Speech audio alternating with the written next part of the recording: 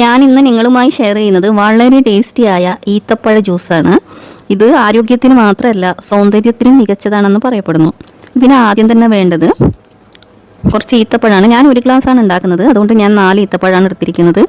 നിങ്ങൾ ഇതിനു വേണ്ടി യൂസ് ചെയ്യുന്ന ഈത്തപ്പഴം നല്ല സോഫ്റ്റ് അല്ലെങ്കിൽ ഇത്തിരി പച്ചവെള്ളത്തിലോ അല്ലെങ്കിൽ ചൂടുവെള്ളത്തിലോ 1/2 മണിക്കൂർ മുമ്പ് ഇട്ട് വെക്കേണ്ടതുണ്ട്.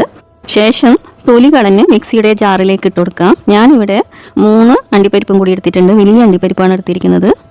അണ്ടിപ്പരിപ്പ് ഇടുന്നതിനനുസരിച്ചിട്ട് ടേസ്റ്റ് കൂടും കേട്ടോ, എന്നാലും ഓവർ ആവേണ്ട 1 ഗ്ലാസ് അല്ലേ. പിന്നെ ഞാൻ ആവശ്യത്തിന് പാൽ ഒഴിച്ചു കൊടുത്തിട്ടുണ്ട്. ഈത്തപ്പഴത്തിന് മധുരം ഉള്ളത് കൊണ്ട് തന്നെ പഞ്ചസാരയുടെ ആവശ്യമില്ലെങ്കിലും ഒരു പിഞ്ച് പഞ്ചസാര ഞാൻ ഇട്ട് കൊടുക്കുന്നുണ്ട് കേട്ടോ. മധുരം അധികം ആവശ്യമില്ലാത്തവർക്ക് ഇത് ഒഴിവാക്കാവുന്നതാണ്. 3 ഐസ് ക്യൂബും കൂടി ഇട്ട് കൊടുത്ത ശേഷം നമുക്ക് മിക്സിയിൽ അടിച്ചെടുക്കാം. നമ്മുടെ ജ്യൂസ് തയ്യാറായിട്ടുണ്ട്. അതിൻ്റെ മുകളിൽ അത്യാവശ്യമൊന്നുമില്ല കേട്ടോ, എന്നിരുന്നാലും ഞാൻ കുറച്ച് ഐസ്ക്രീം